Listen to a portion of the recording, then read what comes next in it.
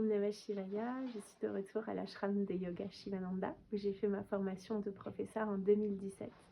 Ce que j'ai beaucoup aimé dans ma formation de professeur de yoga Shivananda, c'est vraiment la structure de la séquence qui est à la fois très complète. On fait du pranayama, la salutation au soleil et les 12 postures de base. Et c'est vraiment une suite logique de postures qui permet de ressentir les effets de l'énergie vitale dans le corps.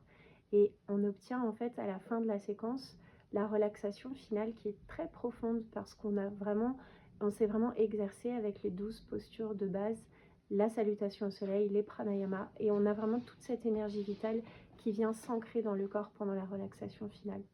C'est vraiment quelque chose qui moi m'a personnellement beaucoup plu, beaucoup aidé dans ma vie, et c'est quelque chose que j'aime énormément transmettre aujourd'hui à mes élèves pour que eux-mêmes ils puissent ressentir vraiment l'effet de la relaxation profonde dans leur corps et surtout comment ça peut les aider à avoir un mental beaucoup plus apaisé et beaucoup plus serein dans leur vie quotidienne.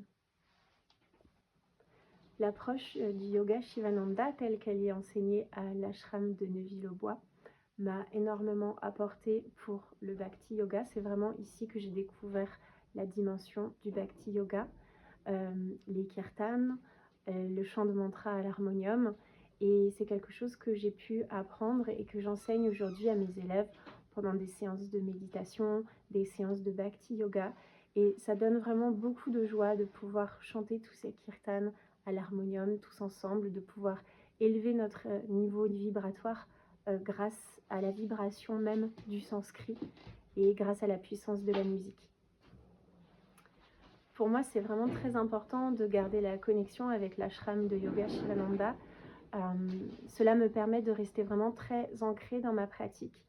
Je dis souvent, c'est comme c'est une prise électrique en fait. Je viens me brancher à la source et me recharger en prana, et je prends beaucoup d'inspiration à chaque fois et je peux à nouveau transmettre à mes élèves puisqu'on est comme une batterie.